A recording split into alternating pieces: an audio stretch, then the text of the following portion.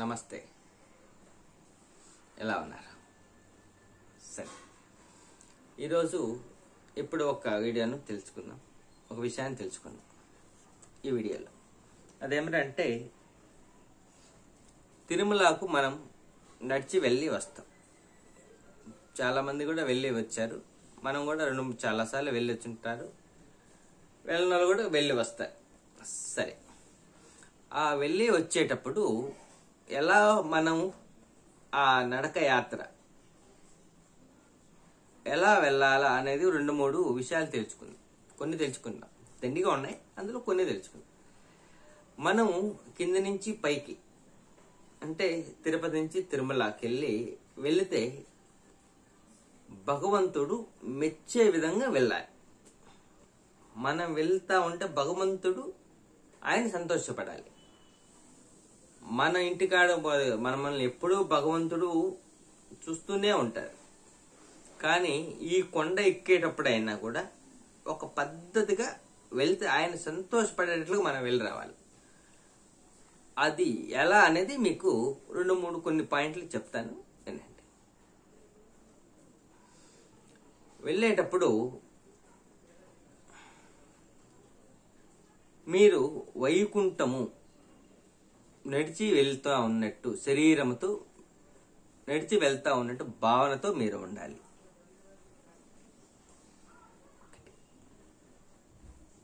సరేనా? ఫస్ట్ మీరు అక్కడ భగవంతుడు ఉన్నాడు, వెంకటేశ్వర స్వామి ఉన్నారు, విష్ణుమూర్తి అక్కడ ఉన్నారు.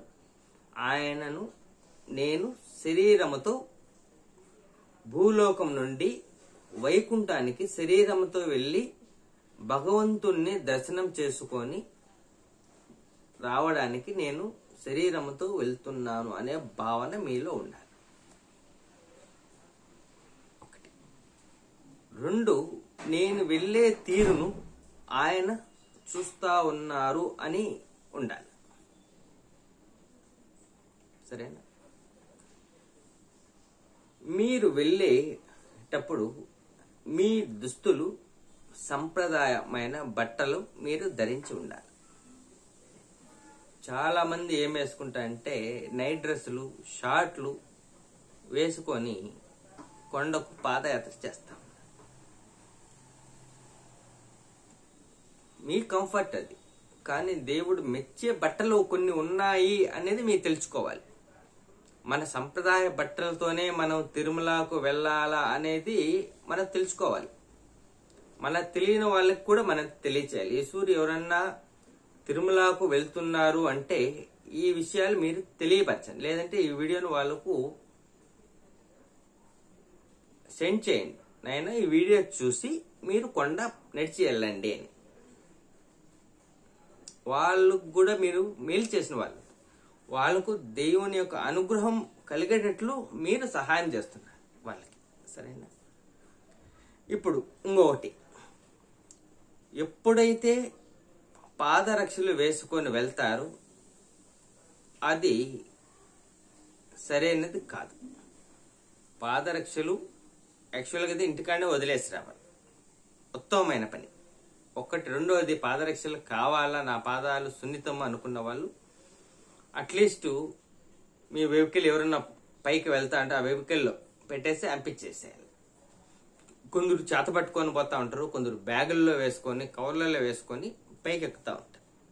దానికన్నా ఉత్తమం ఏంటంటే మీ సమీపంలో మీకు సంబంధం లేకుండా మీకు ఉండాలి పాదరక్షలు.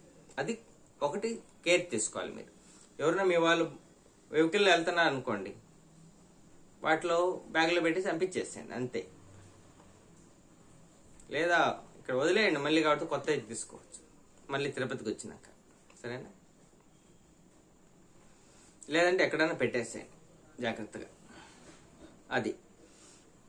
ఇంకొకటి వచ్చేసి, మనము తిరుమలకు వెళ్ళంగానే, అది అలిపిరి నుంచి కొంచెం పైకి వెళ్ళంగానే ఒక 30 స్టెప్స్ వెళ్ళంగానే పాదాల మంటపం వస్తుంది. ఆ పాదాల మంటపానికి ముందు ఒక 3-4 స్టెప్స్ ముందు ఒక ఉండి ఉంటుంది. ఆ ఉండికి పక్కన ఒక విగ్రహము పనుకొని ఇట్లా చేతులు పైకెత్తి ఉంటుంది. అంటే ఆ విగ్రహము మనకి ఏమి తెలియజేస్తుంది? అక్కడ శరణు వేడాలి.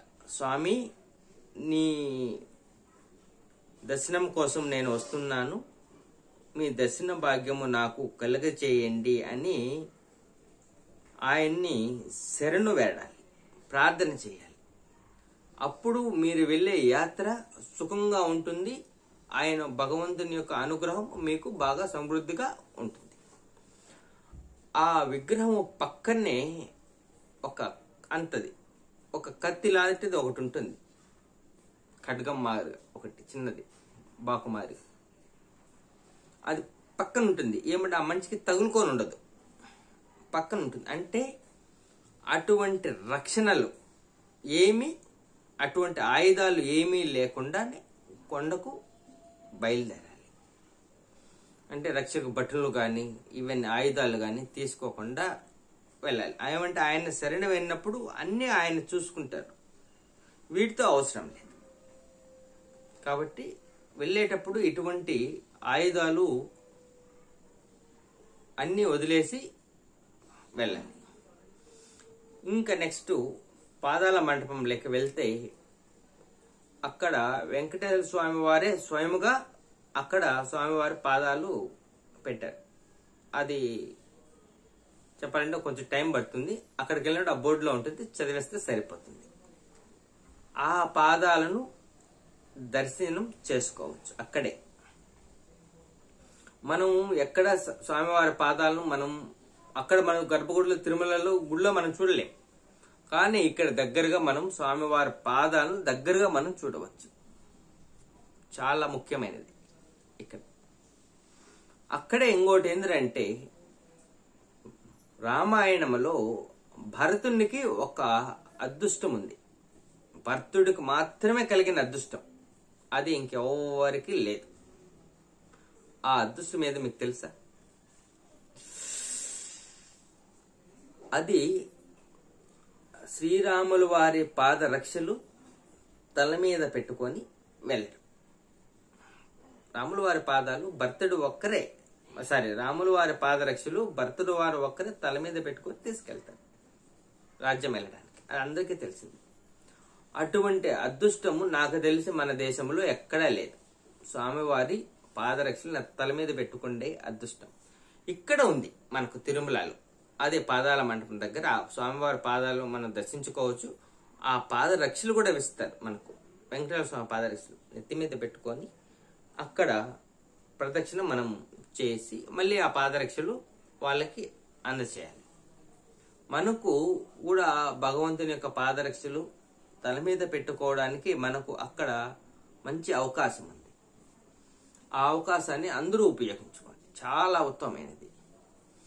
ఇంకొంచెం యువతల లక్ష్మీనారాయణలో దేవాలయం ఉంది, అక్కడ స్వామివారిని దర్శనం చేసుకోండి. అక్కడ తీర్థ ప్రసాదాలు ఇస్తారు, కొన్ని సమయాల్లో తీసుకోండి. అక్కడ నామాలు ఉంటాయి పాదాల మంటపం దగ్గర, అక్కడ ఉంటే నామాలు పెట్టుకోండి. లేదా మీరు ఖచ్చితంగా బొట్టైనా పెట్టుకొని పైకి ఎక్కాలి. బట్టలు, బొట్టు. ఆల్మోస్ట్ ఆల్ మీరు స్నానం కూడా చేసి ఉంటారు. స్నానం కొందరు చేయకపోయినా అట్లీస్ట్ మొహమైన కడుక్కొని ఉండాలి. స్నానం చేసి వెళ్ళాలి ఒకటి. రెండోది, ఎక్కడైతే మీరు మీ తల తిరుమల కొండకు తగులుతుందో అప్పుడే మీ పాపాలు నాశనం అయిపోతాయి. తలనీరాలు ఇచ్చినా పాపాలు పోతాయి. వెంకటేశ్వర స్వామి వారిని గోవింద అన్న పాపాలు పోతాయి. ఎన్నో రకాలుగా పాపాలు పోయడానికి మార్గాలు ఉన్నాయి. అందులో ఇది ఒకటి. శరణాగతి మీరు అక్కడ పొందేటప్పుడు మీ తల ఫోర్ హెడ్ నుదుటి భాగము అక్కడ తగులుతుంది. తగిలినప్పుడు మీ పాపాలు తొలగించబడతాయి. ఆ భావన మీలో కలగాలి, పాపాలు నాకు తొలగించబడ్డాయి అని. అది చాలా అదృష్టవంతుణ్ణి నేను అనే భావన ఉండాలి. అయిపోతానే ఇంకొంచెం పైకి వెళ్ళగానే ఒక 20-30 స్టెప్స్ ఎక్కంగానే గాలి గోపురం కనిపిస్తుంది.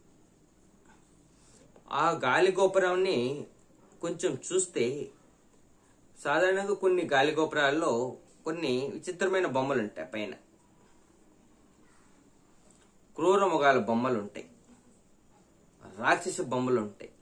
ఏదో పట్టుకొని ఎత్తుతా ఉన్నట్టు, మోస్తా ఉన్నట్టు, బరువులు ఎత్తుతా ఉన్నట్టు, పట్టుకొని ఉన్నట్టు అవన్నీ ఉంటాయి. కామానికి సంబంధించిన, రతికి సంబంధించిన బొమ్మలు ఉంటాయి. వీటిని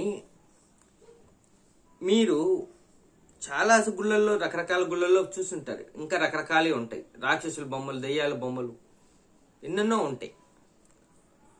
దాని అర్థం ఏంటంటే, ఆ గాలి గోపురం నుంచి మీరు లోపలికి వెళ్తా ఉన్నప్పుడు అటువంటి ఆలోచనలు అన్నీ అక్కడతోనే వదిలేయాలి అని దాని భావం. బరువులు ఎత్తుతా ఉన్నాడు, మీకు ఎన్నో సమస్యలు ఉంటాయి, అవన్నీ అక్కడ వదిలేయాలి. ఇంటికి పోతే మళ్ళా కథ మళ్ళా. ఎంతో మంది రకరకాల వస్త్రాలతో మీ ముందు మీతో పాటు కలిసి నడుస్తూ ఉంటారు. కామానికి సంబంధించిన ఆలోచనలు వస్తాయి. అటువంటి ఆలోచనలు వదిలేయాలి. లోపల రాక్షసత్వం, క్రూరత్వం, మృగతత్వం, పశుతత్వాలు, ఆలోచనలు, మనోభావాలన్నీ లోపల ఉంటాయి. అవన్నీ అక్కడ వదిలేయాలి. ఇవన్నీ అటువంటి మనోభావాలు, చెడు మనోభావాలు ఎప్పుడైతే మీరు వదిలేస్తారో మీ మైండ్, మీ ఆలోచన, మీ మనసు, బుద్ధి, ఏకాగ్రత అంతా భగవంతుని మీద ఉంటుంది. ఆ గాలిగోపురం యొక్క సందేశము అది. దాన్ని మనము అర్థం చేసుకోవాలి.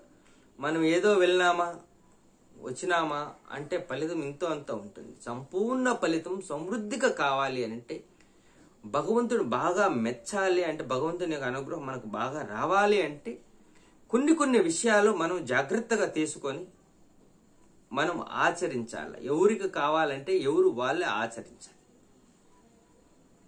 ఇంకొకటి, పైకి వెళ్ళేటప్పుడు గోవిందనామం లోపల స్మరణ చేసుకుంటూ వెళ్ళాలి.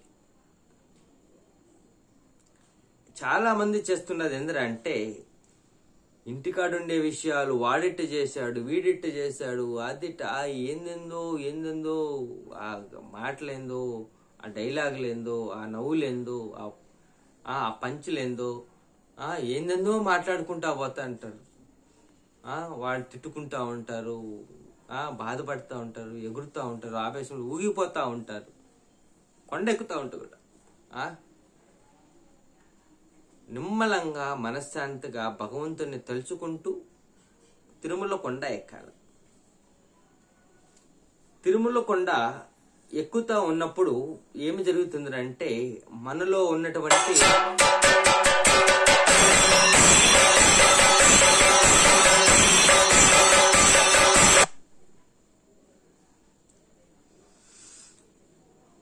ఉన్నటువంటి ఆలోచనలు తొలగిపోతాయి. అంటే మనము కొండ ఎక్కేటప్పుడు మనకు గస ఆయాసం వస్తుంది. ఆ గస ఆయాసం వచ్చినప్పుడు మనం ఉచ్ఛ్వాస నిశ్వాసాలను మాత్రమే గమనిస్తూ వస్తే మనలో ఉన్నటువంటి నాడులు, ఈడ, పింగళ, సుషుమ్న నాడులతో పాటు ఇంకా ఉన్నటువంటి నాడులన్నీ శుద్ధి చేయబడతాయి. దాంతోపాటు చక్రాలు కూడా శుద్ధి చేయబడతాయి. అప్పుడు భగవంతుని యొక్క అనుగ్రహము మనకు కలుగుతుంది. మన లోపల ఎప్పుడైతే శుద్ధి ఏర్పడుతుందో భగవంతుని శక్తి మనలోనికి ప్రవేశించడానికి అన్ని ద్వారాలు తెచ్చుకోబడతాయి. మనం బాగా సమృద్ధిగా భగవంతుని యొక్క ఆశీస్సులు మనం పొందుతాం. కాబట్టి ఎక్కేటప్పుడు ఏం చేయాలి? అనవసరమైన మాటలు పక్కన పెట్టేసి ఎంత అవసరమో అంతే మాట్లాడాలి. ఆకలేస్తుంది, అక్కడ ఏమన్నా పలహారము, ఇడ్లీనో, దోశ కావాలా, ఏదో పండ్లు కావాలా, లేదా బిస్కెట్లు కావాలా, నీళ్లు కావాలా, నాకు డబ్బులు ఇచ్చి కొనుక్కోడు, ఎంత కావాలో అంతే మాట్లాడాలి. అనవసరమైన మాటలు అవసరంలా. అక్కడ వెళ్ళేటప్పుడు ఇతరులతో కూడా వాదనలు పెట్టుకుంటారు కొందరు, కొట్లాడుతూ ఉంటారు, మాటలతో తిట్టుకుంటూ ఉంటారు. అవన్నీ పక్కన పెట్టేయాలి. ఎమోషన్స్ అక్కడ అవసరం లేదు. ఇవి చాలా క్యూ లైన్లో కూడా అడ్డంగా పరిగెత్తా ఉంటారు. క్యూ లైన్లో కూడా అక్కడ కూడా సక్రమంగా నడవలేవు, తోసుకొని పోతా ఉంటారు. వాదనలు, కొట్లాడలు అక్కడ కూడా. కాబట్టి భగవంతుని దర్శనం వెళ్ళేటప్పుడు మనకి ఏమన్నా మన లోపల శాంతి, ప్రేమ, కరుణ, దయ, క్షమ లాంటి మంచి గుణాలు ఉండాలి. సద్గుణాలు, దుర్గుణాలు అన్నీ ఆ గాలిగోపురం దగ్గరే వదిలేయాలి. ఆవేశము, అహంకారము, క్రోధము, ఇలాంటివి, కామము, ఇవన్నీ అక్కడే వదిలేయాలి. ఎమోషన్స్, నెగిటివ్ ఎమోషన్స్ అక్కడన్నీ వదిలేయాలా. పాజిటివ్ ఎమోషన్స్ అన్నితో మనం పైకి నడవాల. నిశ్చల స్థితితో మనం ఉండాలి. ఎవరన్నా పలకరించారా, సరే పలకరించారా, ఎంత మాట్లాడాలో అంతే, అట్లా నడుచుకొని పైకి వెళ్తూ ఉండాలి. ఒక్కొక్క స్టెప్ మనం పైకి ఎక్కే కొద్దీ, ఒక్కొక్క కొండ మనం పైకి ఎక్కే కొద్దీ ఏమవుతుందంటే భగవంతుని శక్తి మనలోనికి ప్రవేశింపజరిగి మనలో ఉన్నటువంటి 7 చక్రాలు శుద్ధి చేయబడి, నాడులంతా శుద్ధి చేయబడి భగవంతుని యొక్క అనుగ్రహం మనకు సమృద్ధిగా కలుగుతుంది. ఈ రహస్యాలు చాలా మందికి ఎవరికి ఏమీ తెలియదు. ఏదో వెళ్తున్నాము, వస్తున్నాము, ఏదో ఫలితం పొందినాము, మన కోరికలు తీరినాయి అంతే. భగవంతుని యొక్క అనుగ్రహం మనకు పూర్తిగా సమృద్ధిగా కలగాలంటే కొన్ని పాయింట్లు ఖచ్చితంగా ఆచరించి తీరాలి. కొన్నిలో కాకపోతే కొన్నైనా అంతే. మనము స్టెప్స్ పైకి ఎక్కే కొద్దీ ఏమవుతుంది, ఒక్కొక్క స్టెప్ మనలోని పాపాలన్నీ ప్రక్షాళన జరుగుతూ వస్తాయి. కింద చెప్పారు కదా, అన్ని పాపాలు పోయినాయని.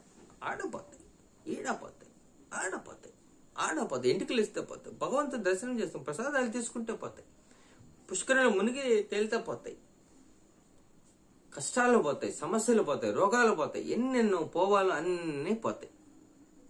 మనం వదలాల్సింది ఏందిరా అంటే లోపల ఉన్నటువంటి నెగిటివ్ ఎమోషన్స్ వదిలేసి పాజిటివ్ ఎమోషన్స్తో ప్రేమ, దయ, కరుణ, జాలి, క్షమ, వినయము, విధేయత, ఇటువంటి వాటితో మనం పైకి వెళ్ళాలి.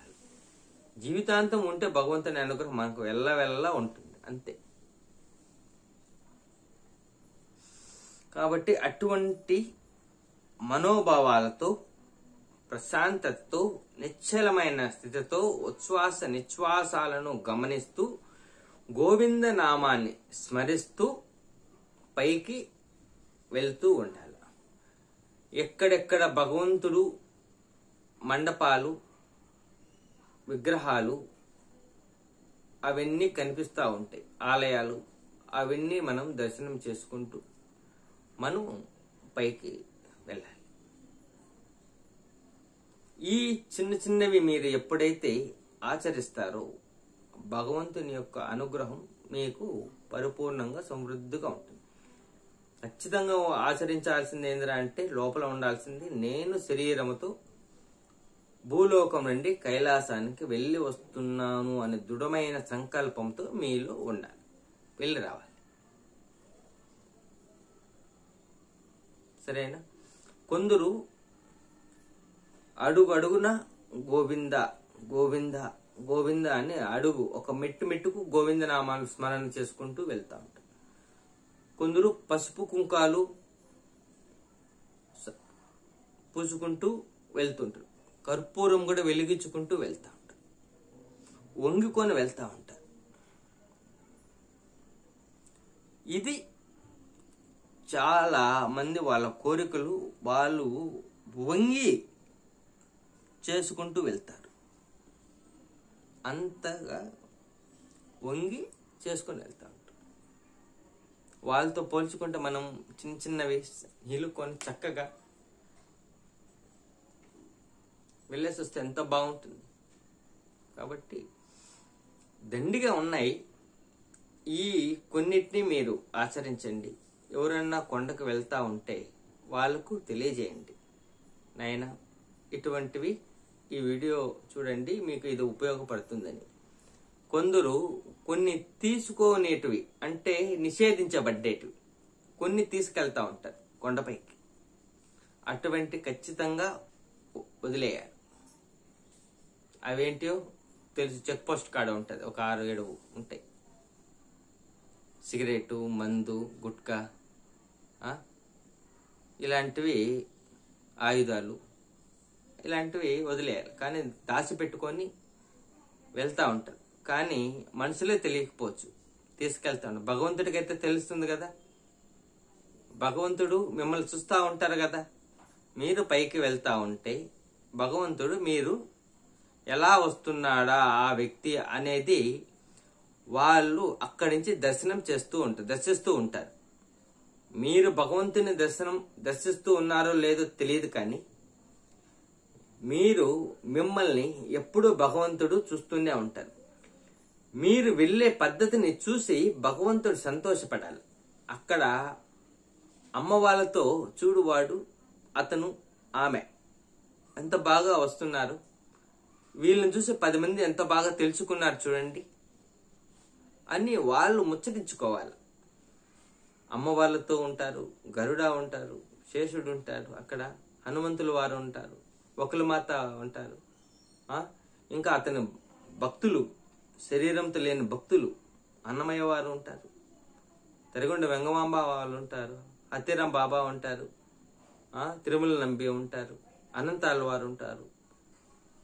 ఇట్లా చాలా మంది అతని యొక్క భక్తులు, సేవకులు, వాహనాలు, ఎంతో మంది అక్కడ స్వామివారి చుట్టూ ద్వారపాలకులు ఉంటారు, జయ విజయులు ఎంతో మంది ఉంటారు. వాళ్ళతో కూడా చూడు ఎంత బాగా వస్తున్నాడు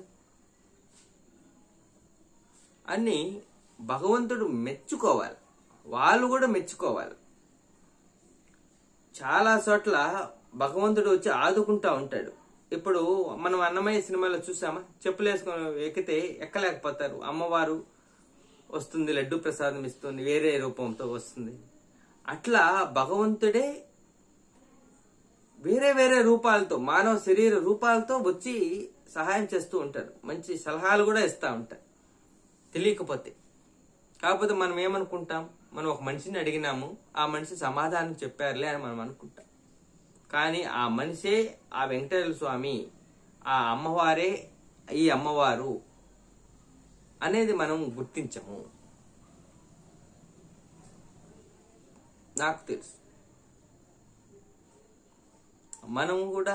మనం ఫిజికల్ గా చూస్తాము, వేరే వ్యక్తిగానే అనుకుంటామే, గాని అది వెంకటేశ్వర స్వామి వచ్చి మనకు ఈ సూచన ఇచ్చాడు, ఇట్లా వెళ్ళమని మనకు తెలియకపోతే తెలియజేశాడు అనేది మనం గమనించము అంతే. కాబట్టి కొండకు వెళ్ళేటప్పుడు చిన్న చిన్నవి మనము ఆచరిస్తే భగవంతుని యొక్క అనుగ్రహం మనకు బాగా కలుగుతుంది.